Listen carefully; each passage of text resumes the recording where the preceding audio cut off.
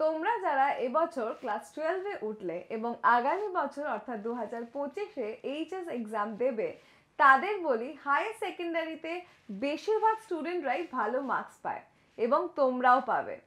মাধ্যমিকে যারা কোনো কারণবশত ভালো রেজাল্ট করতে পারোনি, তাদের বলি হায়ার সেকেন্ডারিতে তোমরা অনেক ভালো রেজাল্ট করবে। কিন্তু কিভাবে? এ বিষয়ে কয়েকটা কথা আমি তোমাদের বলি। ক্লাস 11টা তোমরা খুব একটা প্রেশার নাওনি, সেটা আমি জানি, কিন্তু এবার তোমরা ক্লাস 12-এ উঠে গেছো। ক্লাস 12-এর এই পুরো সিলেবাসটার ওপর কিন্তু তোমাদের হায়ার সেকেন্ডারির মার্কস নির্ভর করছে।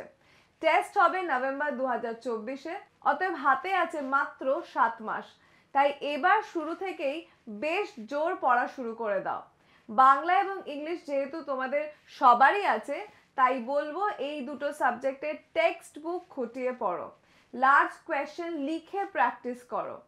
সায়েন্সের স্টুডেন্টরা ম্যাথমেটিক্স রোজ প্র্যাকটিস করো। ফিজিক্স কেমিস্ট্রিকে একেবারে শুরু থেকেই ভালো করে বুঝে নাও। এই তিনটি সাবজেক্ট এবং স্ট্যাটিস্টিক্স ও কম্পিউটার সায়েন্সে 100% মার্কস আজকাল পাওয়াই যায়।